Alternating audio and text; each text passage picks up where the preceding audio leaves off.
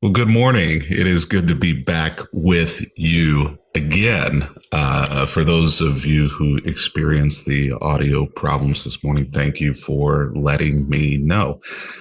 Sometimes the technology just doesn't work, and you just got to roll with it, right? When it's live. I'm really actually thankful that you have been joining us through this journey. What an amazing journey it has been as we have walked through the book of Mark.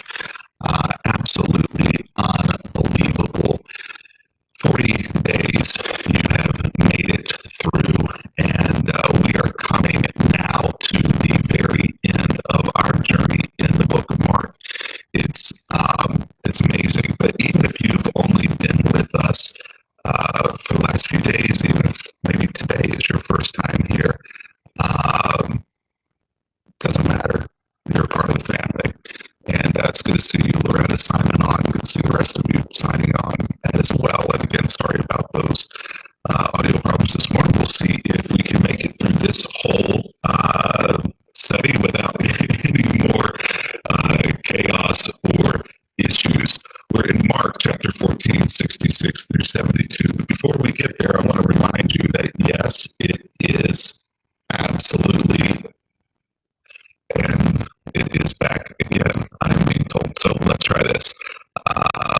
Let us. There. That should fix the audio problem. Let me know, Loretta, if that fixed it. Um, on Easter Sunday morning, we are going to be back together in person. And I am so looking forward to being back with you on Easter Sunday morning. We're going to be at Carlin Park in Jupiter. That is on A1A. Actually, the Sea Oats Pavilion is on the west side, which is opposite of the beach side of A1A. And we are extremely excited to have Maggie Granlund, who's going to be live and in person here in South Florida. We have a special musical guest as well, who's going to be there in addition to her, who I'm not releasing the name of yet, but you're going to know this person. And it's going to be a meal service, which means that it's going to be interactive. It's going to be participatory, and it's going to have all the elements that you know and love from Easter worship, but also it's just going to be done in a bit of a different way. If you don't have anywhere to be on Sunday morning, don't have a church home, we'd love for you to come and join us there at 11 o'clock. And if maybe you've given up on church, this is maybe a great way to test the waters and see whether or not there's a place for you somewhere still in God's kingdom. And I believe that there is. Show up a little bit early if you want. Food will be served at 10:45. And if you've got kids, go ahead and come at 10:30. We'll have an Easter egg hunt. We have some other things that are planned. We'll have a get together online on Good Friday. We also are probably going to have a youth and teen Easter egg hunt at some point over the weekend. The only way for you to find out about those things, though, is to make sure that you're on our email list over at christtable.today. So make sure that you head over there and get your name onto our email list so that you will be aware of all the things that are going on this week in addition to Sunday morning. And as always, we will have the 9:45 a.m. Eastern live from right here. And so if you're not in South Florida and not able to be at the in-person, then we'll have that for you. And it's also going to be a great time. Maggie's going to be here. Special musical guest, I think, is also going to be a part of that online experience as well. And I know that a lot of you are maybe on the down low watching or paying attention to what God's doing here. And we're thankful for you. We're thankful for you being a part. God's doing some amazing things. And we're especially thankful for those of you who have been donating. Whole 50, our Bible study, is going to kick off right after Easter, 50 days for spiritual health. And if you want to be a part of that study, all you got to do is go to christtable.today, that little right there. Make a donation. I'll throw one of these in the mail to you. So it'll get to you ASAP. And if you're not able to donate right now, don't let that stand in the way. Let me know, and I'll still get one to you Anyway, well, today we are in the book of Mark, and spiritual health is the entire point of the passage that we're looking at today. It's going to be a familiar passage to you. You may have even heard me teach on it some over the last couple of years. I've been doing Bible studies online now for over 2 years, which is a little crazy. And so I've hit this passage a couple of times, and it may be new to you or it may not be new to you, but we're just going to go ahead and take a look and see what we can dig out of this passage in the time that we have left today. So the betrayal has happened, and the first trial in the middle of the night has happened, and we're kind of continuing that middle of the night time period as we follow Jesus' journey towards the cross at this point.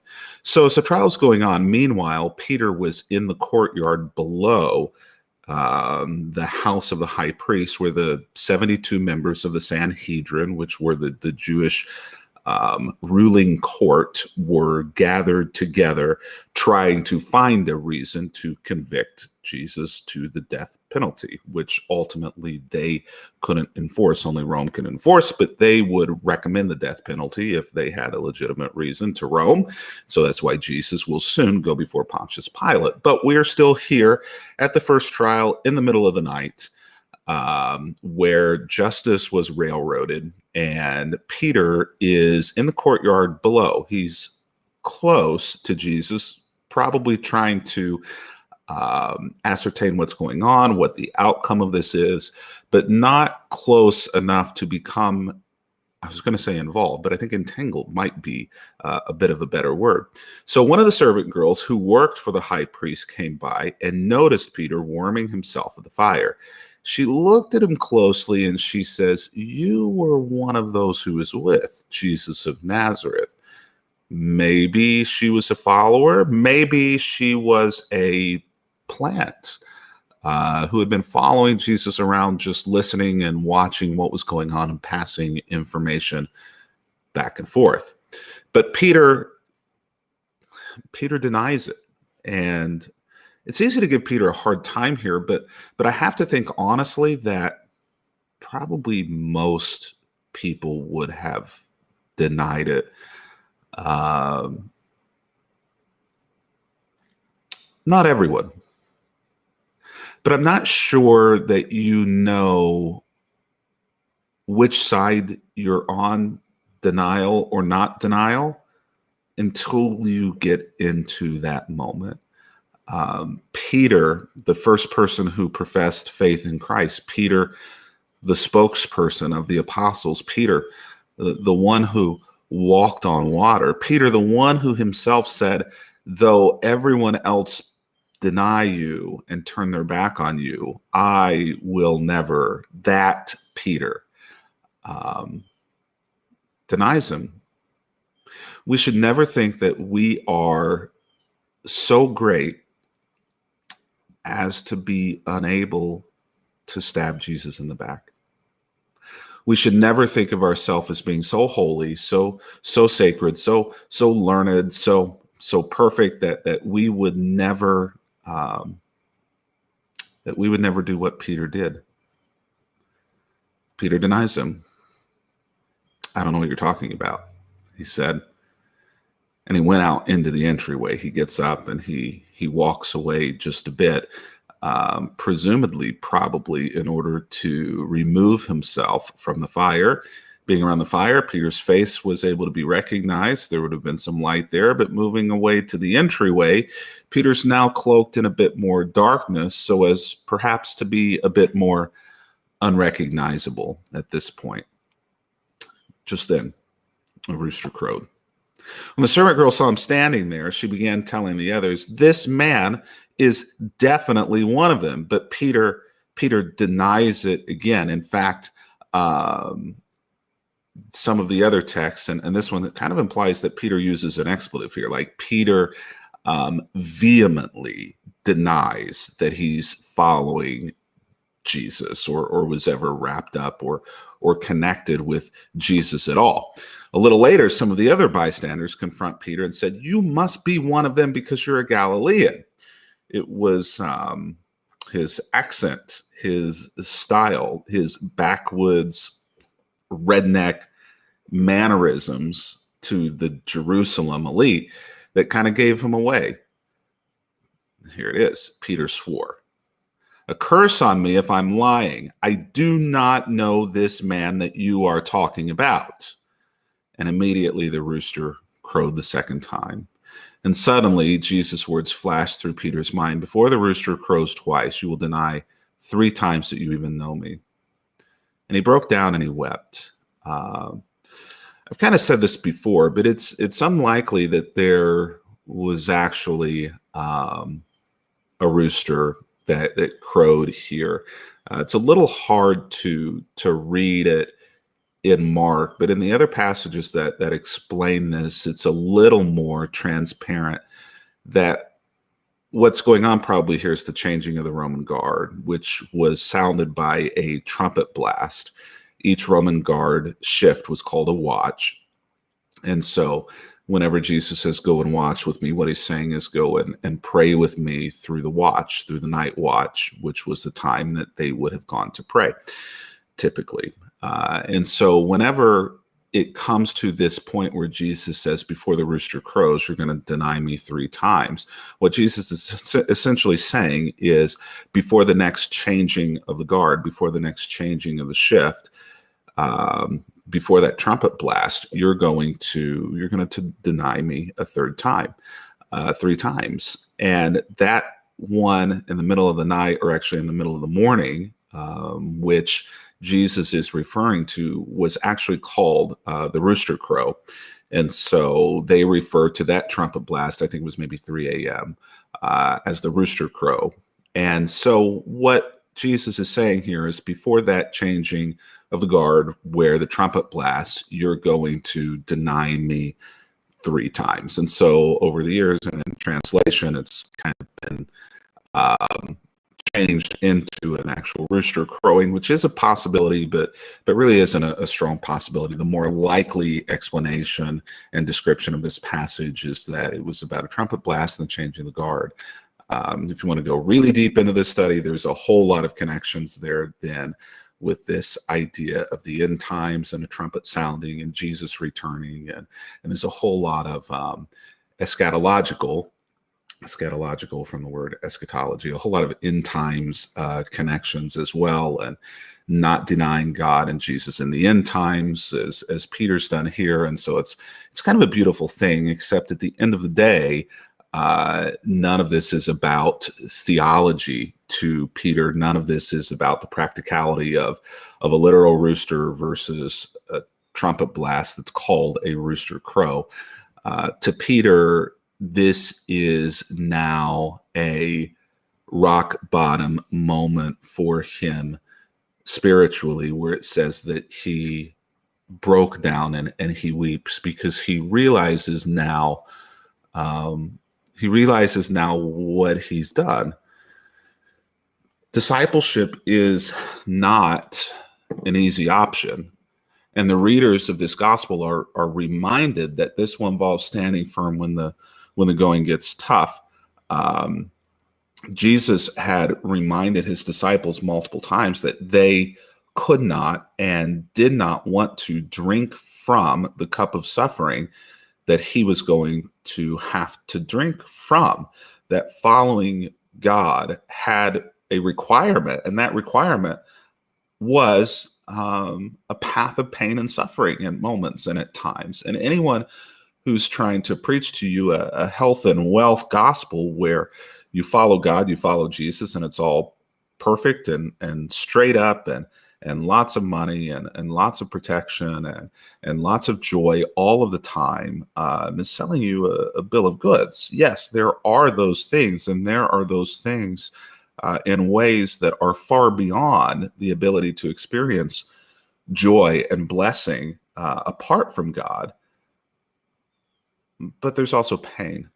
And I've said it this way before.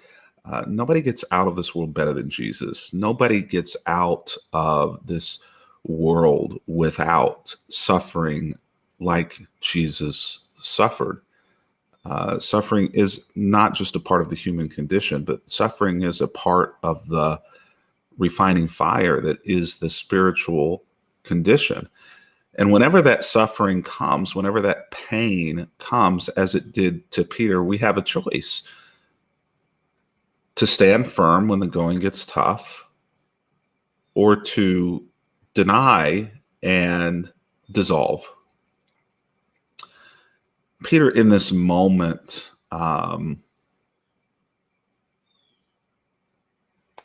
fails.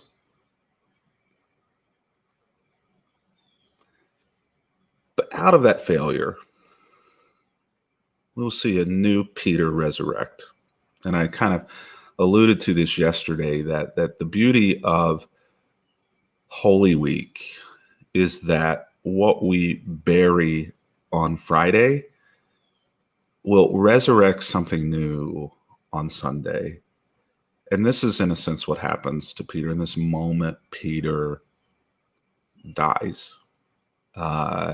He himself is buried as he realizes the extent and the depth of what he's done in denying Jesus. But what we see resurrect in Peter is something that I think now Peter can say, no matter what happens, no matter what may come, I will never deny you. And so Peter now, actually, I think after this moment of denial, will be able to truthfully live in a way where he will not depart from Jesus no matter what, once he resurrects. And that resurrection comes in, actually, I think it's John 21, where Jesus meets him on the side of the Sea of Galilee, cooking fish over a charcoal fire, and says, Peter, do you love me? Feed my sheep. Peter, do you love me? Feed my sheep. Peter, do you love me? Feed my sheep. And in that moment, the new Peter resurrects. But here is where, here's where the old Peter dies. And I think that gives great hope for you and I as well. If we have denied Christ, if we have walked away from him, if we have failed miserably, that failure may have been necessary to our resurrecting. Life only comes after death. Resurrection only comes after death. And so maybe this Holy Week is your opportunity to be born anew, to turn back to Christ. Maybe you've denied him in the past. Maybe you've walked away from him. Maybe you've walked away from church, from Christianity. But there's still this thing in the back of your mind that says, I'm not yet ready to walk away from Jesus. And maybe I can walk back to Jesus without walking back to the church or Christianity or all of those things that may not be Jesus. And maybe in the past, you have not seen those things as being different from each other, but they are. Maybe it's time, like Peter, to swallow the pride and to simply follow. It's going to take a lot of courage. It's going to take some risk. You're going to feel some fear. What have you got to lose? And let's end with this. Peter breaking down and weeping. The Greek suggests that he throws himself down, a dejected figure who can only be raised up by the risen Christ. The Greek here does suggest the death of Peter, someone that can only be raised by the risen Christ. And I think that describes all of our spiritual journeys whenever we are where Peter is, broken, dejected, weeping, thrown down, going to lay there until we die spiritually. So maybe this Holy Week, if that's where you are, the prayer is, Lord, will you raise me? whatever that looks like, whatever that feels like, no matter how hard that is. Um, I know that I'm going to carry some scars. I know that I'm going to have some bruises, and it's going to be maybe a limp for a while as I walk to follow you. But maybe none of those things matter. And the first thing and the only thing that matters is to simply rise and stand and look around and maybe look and see what I'm missing. And if that happens this Holy Week for you, then you find yourself in good hands and following Peter.